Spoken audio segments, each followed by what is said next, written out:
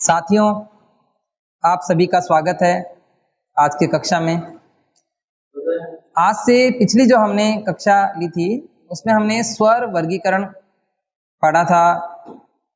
स्वर क्या होते हैं, कौन कौन से होते हैं, क्या क्या उनकी विशेषताएं हैं और उनको किस प्रकार से वर्गीकृत किया गया था, ये जानकारी हमने की थी।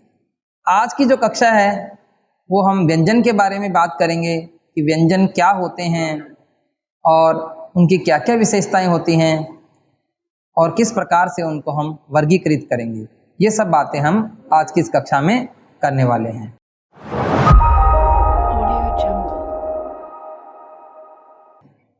तो देखेंगे व्यंजन।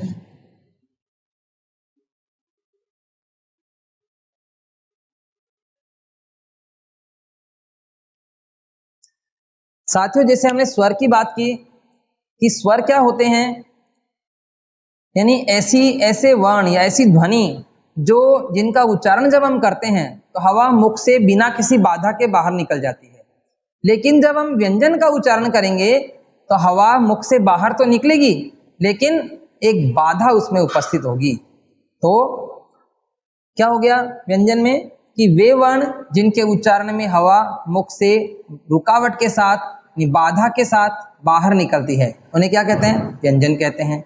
और स्वर में क्या होता था? बिना किसी रुकावट के बाहर निकल जाती थी। जैसे देखेंगे ए बोलेंगे, ए सीधी हवा मुख से बाहर निकल जाती है, लेकिन आप जैसे पै बोलो, पै, तो क्या होगा? हवा मुख से बाहर निकलेगी लेकिन बीच में क्या होगा? रुकावट आ जाएगी, यानी होठ बंद हो जाएंगे और हवा क्या होगी? एक बार रुकने के बाद बाहर निकलेगी। और जब वो रुकावट हटती है तब उस व्यंजन का उच्चारण होता है। तो देखो व्यंजन की क्या विशेषता हो गई कि वे वर्ण जिनके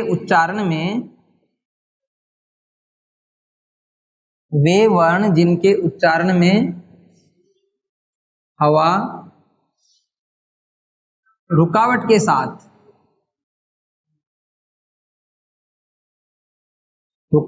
साथ मुख से बाहर निकलती है।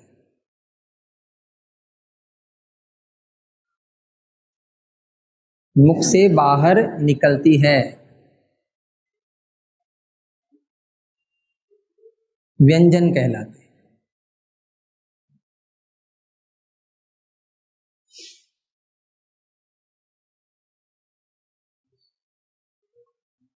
देखिए, स्वर और व्यंजन में जो मुख्य जो अंतर है वो यही है कि इसके व्यंजन के उच्चारण में हवा मुख से बाहर निकलती है लेकिन रुकावट के साथ निकलती है, जबकि स्वर में क्या होता है? हवा बिना किसी रुकावट के बाहर निकल जाती है।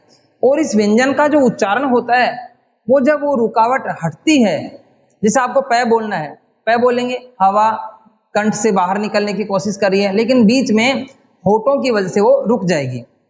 जब बोलेंगे पै तो ये होठ बंद हो जाएंगे, लेकिन जब वो होठ खुलेंगे तब उस पै का उच्चारण होगा। मतलब होठ बंद होने पर पै का उच्चारण नहीं होगा, होठ बंद होने के बाद जब खुलेंगे तो पै का उच्चारण होगा। मतलब व्यंजन की जब वो बाधा हटती है तब उसका उच्चारण होता है। तो एक बात तो क्या होगी व्यंजन का कि वे वर्ण जिनके उच्चारण में हवा रुकावट के साथ, बाधा के साथ मुख से बाहर निकलती है, क्या कहलाते हैं? व्यंजन कहलाते हैं।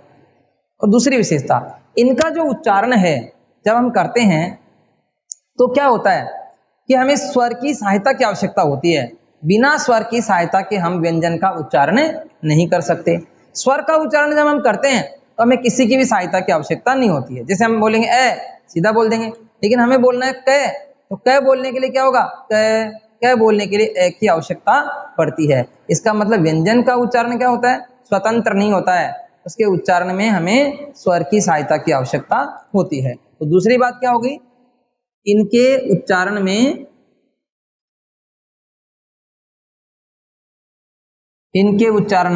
स्वर की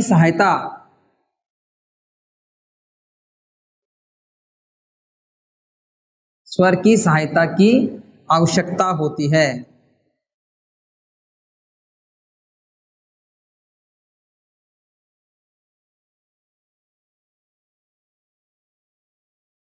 दूसरी बात ये होगी, इनका जब उच्चारण करेंगे तो किससे करेंगे? स्वर की सहायता से करेंगे। ये दो बातें अपने व्यंजन की पढ़ी।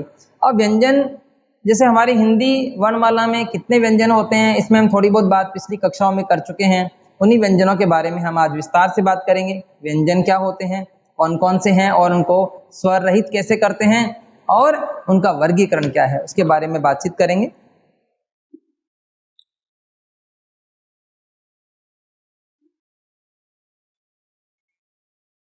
तो हिंदी वर्णमाला में जो व्यंजन है वो कितने हैं, 33 हैं। देखेंगे कौन कौन से व्यंजन हैं। क, ख, ग, घ, अंग, च, छ, ज, झ, अंग, त, थ, ड, ढ, अण, त, थ, द, ध, न, प, फ, ब, भ, म, य, र, ल, व, श, श, स, है। देखेंगे ये हमारे हिंदी वर्णमाला के जो व्यंजन हैं वो हैं 5, 10, 15, 20, 25, 4, 29 और 4, 33।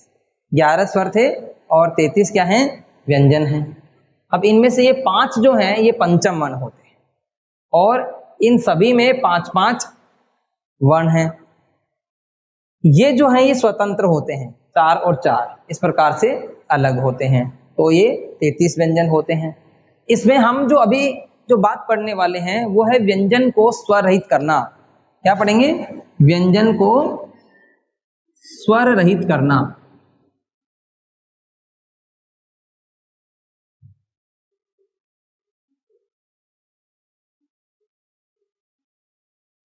व्यंजन को स्वर रहित करना कैसे किया जाता है, ये बहुत ही महत्वपूर्ण जो एक चीज है वो हमें आनी चाहिए कि व्यंजनों को स्वर रहित किस प्रकार से करते हैं। जितने भी हमारे ये 33 व्यंजन हैं इनको हम स्वर रहित करेंगे। स्वर रहित करने का मतलब इनमें से स्वर निकालेंगे, जिसे हम सामान्य भाषा में या बातचीत में बोल सकते हैं आधा करना, यानी इसको हम आधा कैसे करेंगे देखेंगे। इसके कुछ तरीके हैं। एक तरीका है इसका खड़ी पाई हटाना। खड़ी पाई हटाना यानी हम खड़ी पाई हटाकर व्यंजन को क्या कर सकते हैं, स्वर रहित कर सकते हैं। जैसे देखेंगे इसकी खड़ी पाई हटा देंगे, इसकी खड़ी पाई हटा देंगे, इसकी खड़ी पाई हटा देंगे, इसकी हटा देंगे, इसकी हटा देंगे, इसकी हटा देंगे। जिनमें अंत में खड़ी पाई आ रही है उनकी खड़ी पाई हटा देंगे और इन व्यंजनों को क्या करेंगे, स्वर रहित कर देंगे। ये इनको हमने स्वर रहित कर दिया। तो व्यंजनों की जो बात करने वाले हम स्वर रहित कैसे करेंगे, इस तरीके से इनको स्वर रहित करेंगे, यानी इनकी जो खड़ी पाई है वो हम हटा देंगे। एक तरीका हमारा व्यंजन को स्वर रहित करने का है खड़ी पाई को हटा देना। दूसरा जो तरीका है वो है पंखुड़ी हटाना।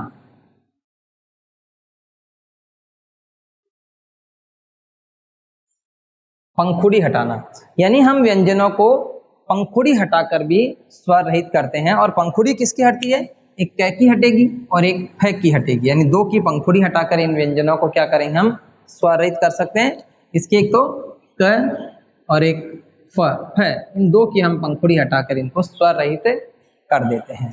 तीसरा जो तरीका है वो है हल चिन्ह लगाना। हल चिन्ह लगाना। हल चिन्ह लगाकर भी हम इन व्यंजनों को क्या कर सकते हैं, स्वर रहित कर सकते हैं। जैसे देखेंगे इसके हल चिन्ह लगा देंगे, इसके हल चिन्ह लगा देंगे, इसमें ट, ठ, ड, ढ के हल चिन्ह लगा देंगे, द के हल चिन्ह लगा देंगे और इस है के हल चिन्ह लगा देंगे। इसको नहीं, इसके रोकेंगे। मतलब देखेंगे हल चिन्ह, इसके हल चिन्ह लगा दिया अंग, फिर यहाँ देखो छ के, ट, ठ, ड, ढ के हल चिन्ह, द के और एक है के, इनके हल चिन्ह लगाकर हम क्या कर सकते हैं, इन व्यंजनों को स्वर रहित कर सकते हैं। देखेंगे कि अभी हम सोच भी रहे होंगे कुछ विद्यार्थी की हल चिन्ह तो हम सभी के लगा सकते हैं। देखो हल चिन्ह जो है, जैसे इसके लगाया, इसके लगाया, इन सब के लगाया, इनका स्वर रहित करने का केवल एक ही तरीका है और वो है स्वर ये हल चिन्ह लगाना। लेकिन बाकी और जो व्यंजन हैं उनके अगर वो अंत में आते हैं तो उनके भी हम हल चिन्ह लगा सकते हैं। लेकिन शुरुआत अगर करेंगे तो उनके हल चिन्ह नहीं लगा सकते। जैसे आपको ये लिखना है, ट लिखना है, अब ट आप कैसे भी लिखो आपको हल चिन्ह लगाना पड़ेगा, ठीक है, इसका कोई आपके पास दूसरा और कोई तरीका नहीं है। लेकिन आप जैसे क्या लिख रहे हो, क्या आप ऐसे लिख देंगे, लेकिन आप लिखोगे वाक तो आपको इसको इस तरीके से लिखना पड़ेगा, आप ऐसे नहीं लिख सकते, क्योंकि ये क्या हुआ, ये तरीका यहाँ ये मान्य है, यहाँ ये करना पड़ेगा, यहाँ आप इस तरीके से नहीं लिख सकते। मतलब ये है कि ये हम जो बात कर रहे हैं शुरू में या बीच में आने पर कर रहे हैं, अंत में आने की बात नहीं है, अंत में इस तरीके से होगा। तो ये हल चिन्ह तो सभी के लगता है, लेकिन जिनके हम बात कर रहे हैं उनके केवल और केवल हल चिन्ह ही लगता है, दूसरा कोई भी और तरीका इसका नहीं है। तो ये आपको तीसरा जो तरीका ध्यान में रखना है क्या है, हल चिन्ह लगाकर भी हम क्या करते हैं, व्यंजनों को स्वर रहित करते हैं। और चौथा जो तरीका है वो है ऊपर नीचे लिखना, ऊपर नीचे लिखना। साथियों सबसे ज्यादा महत्वपूर्ण तरीका है ये ऊपर नीचे लिखना। इसमें रे जो हमने बाकी रखा था, इसका जो तरीका है वो यही है कि हम ऊपर नीचे लिखकर भी क्या कर सकते हैं, इसको स्वर रहित करेंगे, यानी ऊपर लिख देंगे किसी भी व्यंजन के रे को और वो स्वर रहित हो जाएगा। लेकिन ये ऊपर नीचे लिखने वाला तरीका न केवल रे के लिए लागू होता है बल्कि सभी प्रकार के व्यंजनों में ये लागू होता है, यानी और दूसरे भी जितने भी व्यंजन हैं जिनके ये और हल चिन्ह भी लगाया, सभी कुछ किया, उनको भी ऊपर नीचे लिखकर हम आधा कर सकते हैं। तो एक बहुत ही अच्छा जो नियम है वो क्या है कि यदि दो वर्ण ऊपर नीचे होते हैं तो ऊपर वाला क्या होता है, आधा होता है, यानी स्वर रहित होता है। इस चीज को हम थोड़ा सा समझेंगे। ऊपर नीचे लिखकर किस तरह से होता है, जैसे हमने लिखा कर्म, तो इसमें जो ऊपर लिखा हुआ ये रे, ये क्या है, रे स्वर रहित है, ऐसा रे है, ये स्वर रहित, मतलब आपने इसको ऊपर लिख दिया तो ये क्या हो गया, स्वर रहित हो गया। यानी ऊपर और नीचे यदि दो व्यंजन होते हैं तो ऊपर वाला क्या होता है, स्वर रहित होता है, और नीचे वाला स्वर सहित होता है, मतलब पूरा होता है। इसको हम थोड़ा डिटेल से जानेंगे, देखेंगे भी।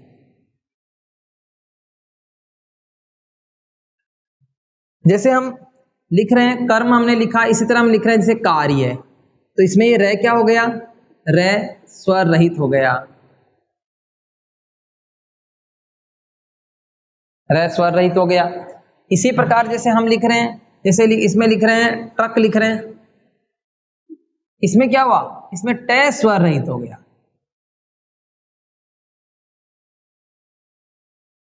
क्योंकि इसमें जो ये रे है ये भी क्या है, नीचे आ रहा है, तो नीचे आने पर ये पूरा है। यहाँ देखेंगे यहाँ रे आधा है, यह पूरा है, क्योंकि रे क्या है, ऊपर है, तो ऊपर वाला क्या होता है, स्वर रहित होता है। यानी हम इसको बहुत अच्छे से याद रख सकते हैं कि यदि दो वर्ण ऊपर नीचे होते हैं तो ऊपर वाला क्या होता है, स्वर रहित यानी आधा होता है। इसमें यहाँ टे ऊपर है और ये रे है, तो टे क्या है, स्वर रहित है। इसमें देखेंगे जैसे हम लिखते हैं पै, और पै के यूं नीचे लगाते हैं, जैसे हमने प्रकाश लिखा, तो इसमें क्या हो गया, पै स्वर रहित है, पै क्या है, स्वर रहित है इसमें।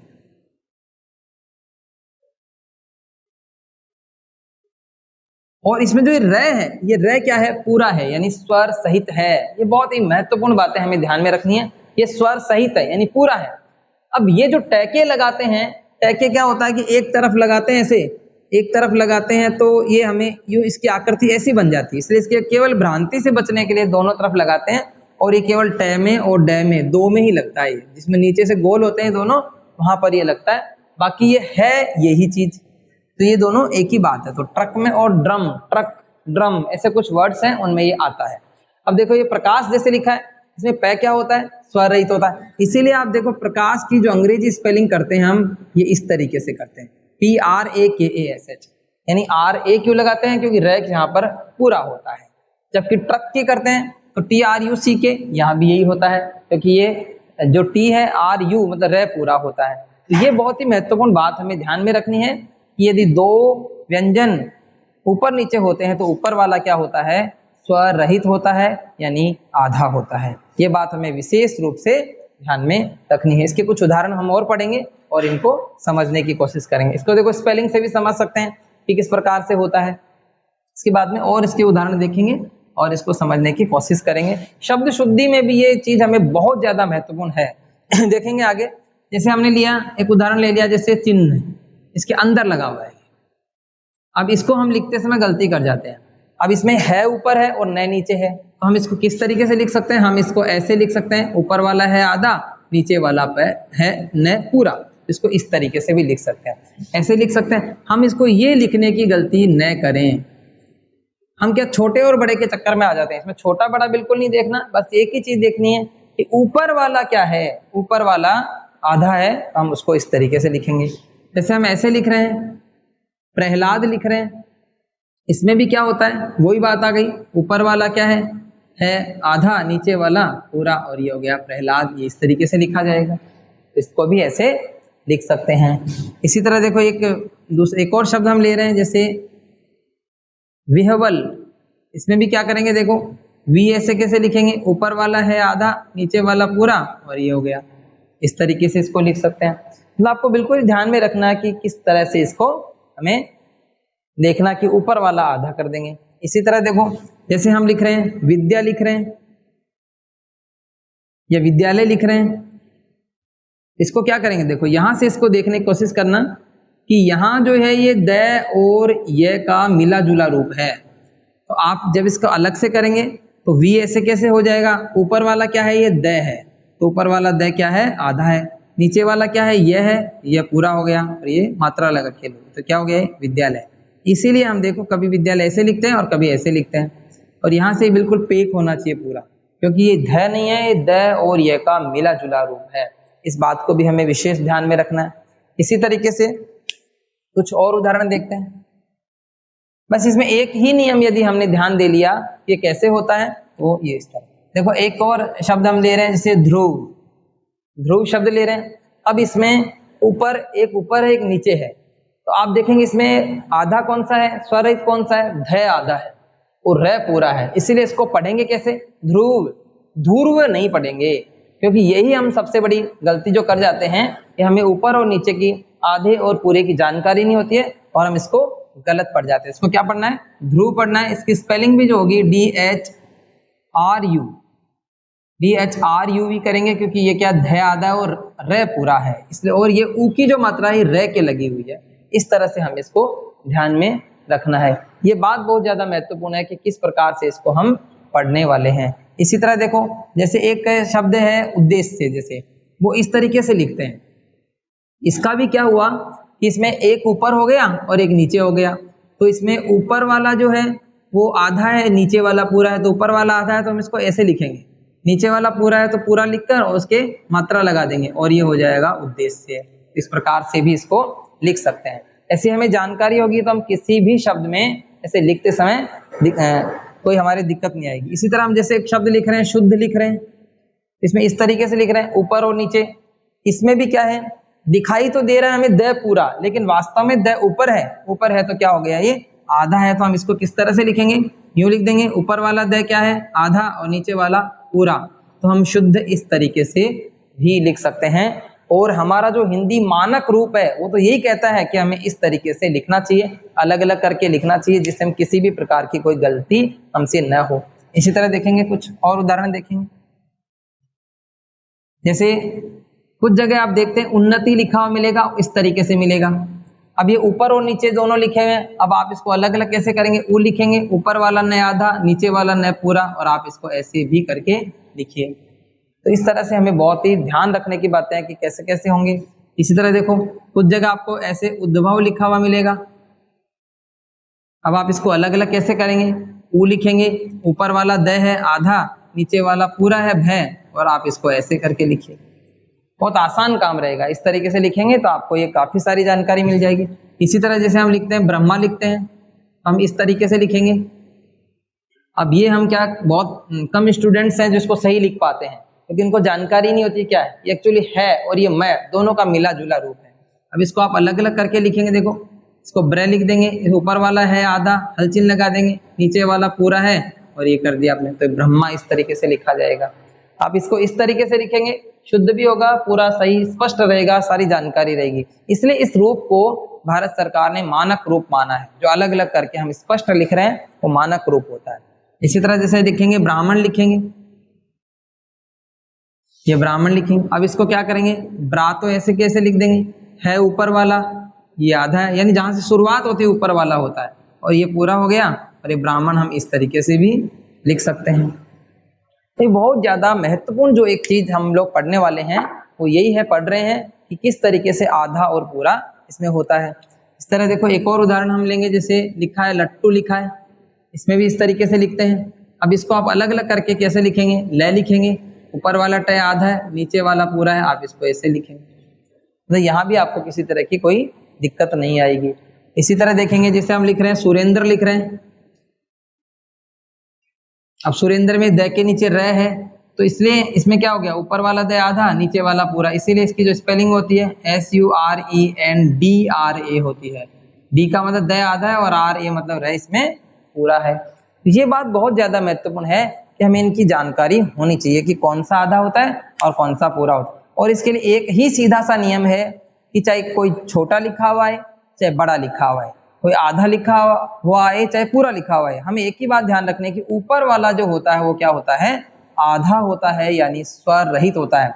ये जो चीज हम पढ़ रहे हैं अभी, ये शब्द शुद्धि में भी बहुत ज्यादा महत्वपूर्ण है, क्योंकि वहां पे भी हमें ये सब बातें, इसमें हम कंफ्यूज हो जाते हैं कि वास्तव में शुद्ध कौन सा है और अशुद्ध कौन सा है। इसी तरह जैसे और कुछ शब्द लेंगे, जैसे एक ले रहे हैं हम, जैसे लड्डू लिख रहे हैं, इस तरीके से लिखा जाएगा। अब इसको अलग अलग करके कैसे लिखेंगे, ले लिखेंगे, ये डे लिखेंगे और ये डू लिख देंगे, इस तरीके से भी लिख सकते हैं। इसी तरह जैसे बहुत सारी जगह ऐसे लिखा हुआ, जैसे दिल्ली, तो एक ले लिखते हैं और एक ले लिखकर एक ले उसके अंदर लगा देते हैं, इस तरीके से भी लिखा हुआ मिलेगा आपको, यानी ऐसे भी लिखा हुआ मिल सकता है। तो इसको हम क्या करेंगे, बहुत सरल तरीका है, आप दी लिखेंगे, ऊपर वाला ले आधा, नीचे वाला पूरा, और इस तरीके से आप दिल्ली लिख देंगे। तो बहुत ज्यादा महत्वपूर्ण ये बातें हैं कि हमें कौन सा जो है वो हमारा जो व्यंजन है वो स्वर रहित होता है और कौन सा व्यंजन स्वर सहित होता है। तो साथियों अभी तक हमने जो पढ़ा वो क्या है कि एक तो व्यंजन क्या होता है, व्यंजन क्या होता है, वे वर्ण जिनके उच्चारण में हवा रुकावट के साथ मुख से बाहर निकलती है। जैसे हम इसको बहुत अच्छे से पै वाली लाइन से, फै वाली लाइन से समझ सकते हैं कि जब भी कोई इनमें से व्यंजनों का उच्चारण करेंगे तो क्या होगा, हवा मुख से बाहर तो निकलेगी लेकिन उसमें बाधा उपस्थित हो जाएगी, और बाधा जब हटती है तब उस व्यंजन का उच्चारण होता है। दूसरी बात, व्यंजन का जो उच्चारण होता है वो स्वतंत्र नहीं हो सकता, उसके लिए हमें स्वर की सहायता की आवश्यकता होती है। एक बात हो गई। फिर अभी हम जो आज जो टॉपिक पढ़ रहे हैं वो है व्यंजन को स्वर रहित करना, यानी व्यंजन को हम स्वर रहित किस तरीके से करेंगे। व्यंजन को स्वर रहित करने के लिए हमने 4 तरीके देखे। एक तरीका था कि जो जितने भी व्यंजन हैं उनमें से अगर अंत में खड़ी पाई है तो हम उसकी खड़ी पाई हटाते हैं। दूसरा तरीका, इसकी पंखुड़ी हटाते हैं, जैसे क और फै, क और फै क्या है, उन दोनों की हम पंखुड़ी हटाकर भी उनको क्या करते हैं, स्वर रहित करते हैं। तीसरा जो तरीका हमारा था वो था हल चिन्ह लगाना, यानी कुछ ऐसे व्यंजन हैं जिनको हल चिन्ह लगाने के अलावा हमारे पास कोई और रास्ता नहीं है कि उनको हम स्वर रहित कर दें। जैसे इसमें छ आता है आता है, टे ठे डे डे द, इस तरह से बहुत सारे ऐसे व्यंजन हैं जिनको अदा करने के लिए क्या करते हैं, हल चिन्ह लगाते हैं। और चौथा तरीका है ऊपर नीचे लिखना, तो ऊपर नीचे लिखकर भी हम इनको आधा कर सकते हैं, और जिसको ऊपर लिख दिया गया वो आधा होता है और जो नीचे होता है वो पूरा होता है। तो हिंदी शब्दों की जब हम अंग्रेजी स्पेलिंग बनाते हैं तब भी हमें इस नियम की जानकारी होनी बहुत जरूरी है, और ये हमारे शब्द शुद्धि के लिए भी महत्वपूर्ण है। यानी हम जब भी इन स्वरों को, इनको शब्द शुद्धि में देखेंगे तो ऊपर वाले को आधा और नीचे वाले को पूरा लिख देंगे तो ये हमारा बिल्कुल शुद्ध शब्द हो जाएगा, इसमें अलग अलग हमें लिखने की कोई आवश्यकता नहीं है। हम एक दो शब्द और देखेंगे। जैसे हम लिख रहे हैं वृद्धि लिख रहे हैं, अब इसमें भी इस तरीके से लिखा। अब आप इसको क्या करेंगे, व्री ऐसे कैसे लिखेंगे, ऊपर वाला क्या है, द आधा है, नीचे वाला ध पूरा है, और इसको इस तरीके से लिख देंगे तो ये वृद्धि ऐसे हो जाएगी। तो ये कैसे लिख पाए, क्योंकि हमें एक नियम पता था कि ऊपर वाला आधा होता है और नीचे वाला पूरा होता है। तो साथियों एक नियम जो बहुत अच्छे से हमें ध्यान में रखना है, क्या लिख रखना है कि दो व्यंजन, अब लिख लीजिए भले पूरा एक नियम, इसमें आप अपनी कॉपी में भी लिख सकते हैं, इसको याद भी रख सकते हैं कि यदि दो व्यंजन ऊपर नीचे होते हैं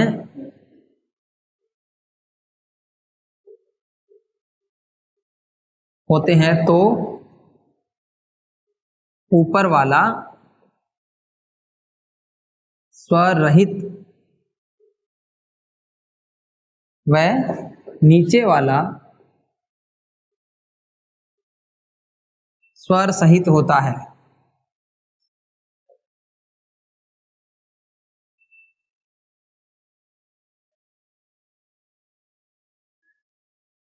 ये बात हमें ध्यान में रखनी है और इससे हम बहुत हिंदी में काफ़ी चीज़ें आसान कर देंगे। अभी हमारी जो शुरुआत की जो कक्षाएं हैं, हिंदी का हमारा बेसिक ज्ञान जो है बढ़ाने के लिए है।